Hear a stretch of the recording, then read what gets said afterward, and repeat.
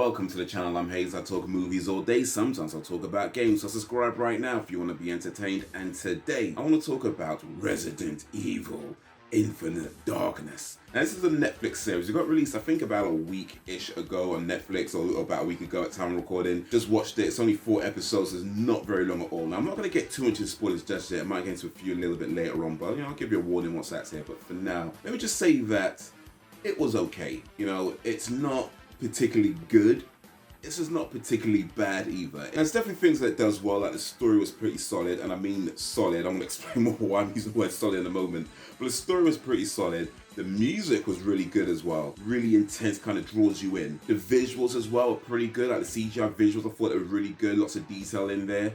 The movements, however, not so much. And the whole thing looks like it could have been a video game cutscene. Like, I wouldn't be surprised if this was running on a PlayStation 4 or something. Well, to be honest, more like a PlayStation 3, but The thing about Resident Evil is that Resident Evil kind of made a name for itself by being survival horror. They moved a little bit more into action horror with Resident Evil 4. Resident Evil Infinite Darkness, however, not quite any of that. I mean, you get a little bit of action, and the action is pretty decent. You get a little bit of horror, and the horror is pretty decent, but you get no sense that any of the characters are ever in any real danger at all. So the whole time I'm watching it, it's like, yeah, it's a cool story, it's a cool plot, it's got really good music, but I never really feel emotionally invested in any of the characters. And bear in mind, I'm not new to Resident Evil. I mean, granted, I haven't played every single one of their games. Played a little bit of Resident Evil 5, that kind of sucks. I never bothered with Resident Evil 6. And then it was like Resident Evil Revelations and Resident Evil Time Crisis, or whatever it's called. Never really bothered with those either. But Resident Evil 1, 2, 3,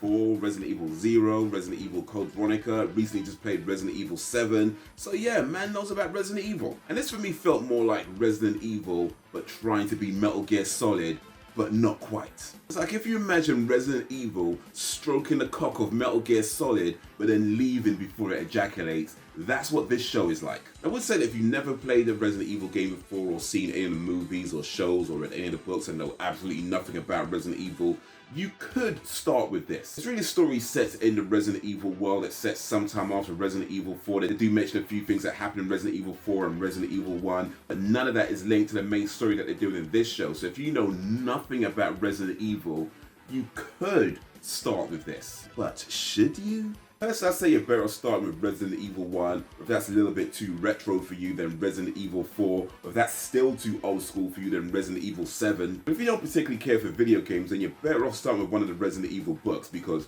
all the movies are shit. All of them. Including the ones that I haven't seen. Which is most of them.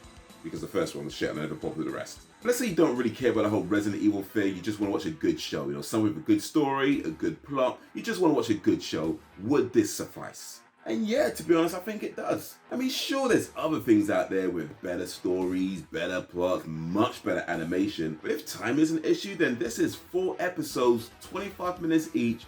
You can be done with it pretty quickly. And for your time, you do still get something pretty decent. Now, I'm going to get into just a few spoilers here, so if you haven't watched it, then you might want to do that first.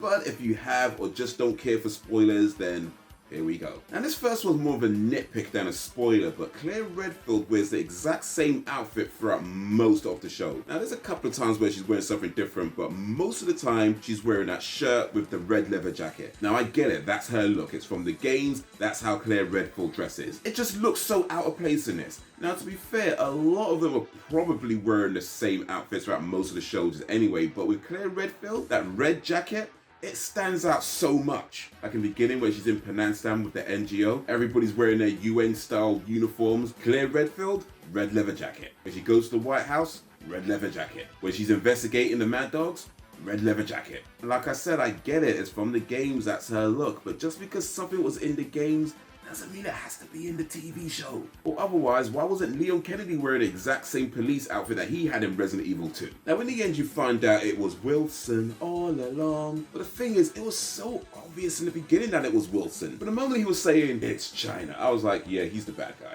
Now personally, I don't mind that so much, but dude, it was so obvious. They never explained why Jason turned into a giant super zombie with a conscious mind after he stopped taking the inhibitor. But I think Tommy from The Last of Us can explain this one. Well, when the barometric pressure reaches a certain temperature, shit, I don't fucking know. Anyway, Jason turns into a super zombie and he kills Shen Mei, but then he's holding Leon over the acid and doesn't kill him? Like, why? Like, why would you kill the one who's been helping you all that time and then show mercy to the one who's literally trying to stop you in that moment?